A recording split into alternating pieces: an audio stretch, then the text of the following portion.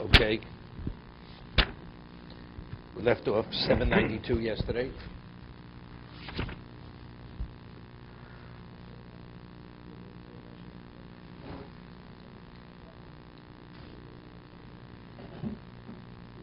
No, 794.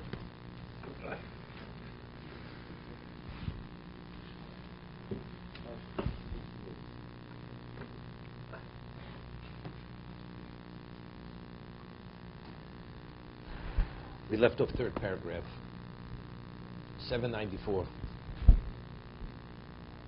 Vayirishu also ovus b'neim. The parents bequeath these values to their children. That, what do you live for? You live for the material. Appreciate the beauty of the world.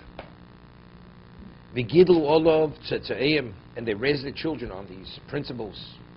V'tzivu bo hamonam. The masses are charged to live by them, by these values. This kanu olav sareim. Their princes vie over them. Until their instincts, the base instincts, are established securely among them.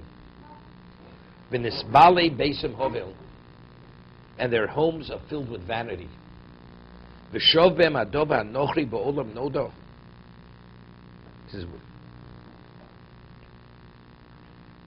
He says, what used to be strange, considered strange in the world, seems acceptable to them. V'shov bem adov ha'nochri ba'olam nodo. What initially was strange is no longer strange. And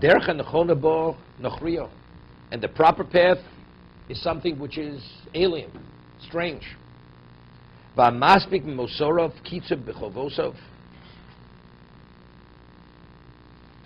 be content with luxuries is considered a failure of duty. Understand? It's interesting. You know, this is the story with the Chovot HaLevavos, with the wealthy American visited him. And he was like amazed, taken aback when he saw how poorly furnished the Chovot HaLevavos' house was. A few rickety chairs with a table with a few boards knocked together. That was the bookcase. Couldn't believe it. The world's renowned Chovot HaLevavos. Expected, to live in something much more elaborate. So the Chovot HaLevavos says to this person, this wealthy Jew, who's an observant Jew, he made a special trip to Europe. He wanted to meet the Chovot HaLevavos. So he says to me, he says, by the way, where are you staying? He says, I'm staying at the inn down the road. He says, could you describe your room? He says, the bed. What kind of bed do you have in the room? He says, well, it's a rickety, creaky bed. The springs are coming out of the mattress. Okay? And he says, what about the bedspread? It's faded. What about the rug? It's torn. What about the basin you wash your hands? Well, the handle's broken off the cup. And so on and so forth. What about the windows? Well, one of the windows has a rag stuffing the window. This is a man of your wealth. This is a proper accommodation. He says, Rabbi, you got to realize I'm just passing through. That's not my real abode. It's not my real. I'm just passing through. Chovot HaLevavos says, I'm also just passing through. That was the Chovot HaLevavos' response to this wealthy man. People, they fill their houses with vanity, with emptiness. What initially was considered alien is what? That's acceptable. And what was normally, what's proper, that's alien. There was a certain person, Baruch Hashem, he straightened himself out, where he became very wealthy. Came from a very observant family. And the interior designer said, decorator said, it's not appropriate to have a mezuzah at this. Doesn't fit with the decor. A doorway that needed a mezuzah, the interior designer said, decorator says, shouldn't have mezuzah there. Interferes. And his wife said, no mezuzah. And he didn't realize to what degree the family was slipping. He came home and he says, what happened to mezuzah? Well, the interior decorator said no mezuzah. And here's that, he blew up. He says, you know something? We're going the other direction now. Enough is enough.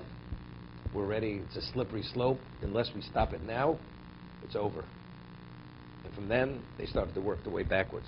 Both this couple, they both come from very observant families. But you know, when you immerse yourself and you let yourself be drawn into this, what's alien becomes regular.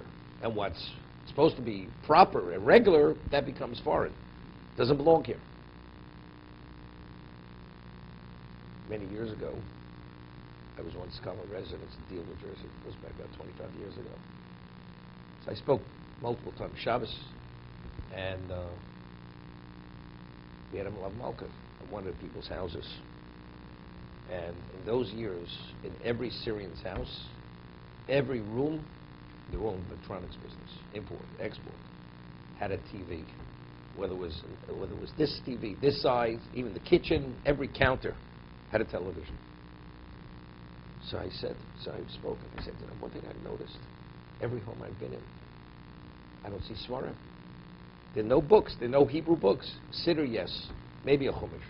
There are no Svarim in the houses 25 years ago. The community has advanced itself in 25 years quite a bit. So one of them says, he says, if the interior design, decorated, we said, we have to have books, we'd have books. He never said we have to have books. That's why we don't have books in the houses. That was his answer. That's what he answered me. And he said it seriously. If the interior decorator said we have to have books, Hebrew books, we'd have books.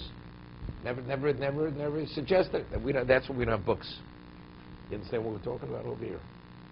But a TV on every counter, that's what you're supposed to have. So the wife could watch in the kitchen, and the kids in the whatever, in the playroom or whatever it is, the family room. That's that. So one of them said, this is the way the Syrians speak. They speak in a very, you know, certain way, colloquial way. They said, you know, I'm going to send my truck around the whole neighborhood, pick up all the trucks, go to the ocean, just dump them all into the ocean. That was the end of the Shabbos. That's what they said. Okay. They got a little glimpse of, you know, what it should be, what their home should look like and should be.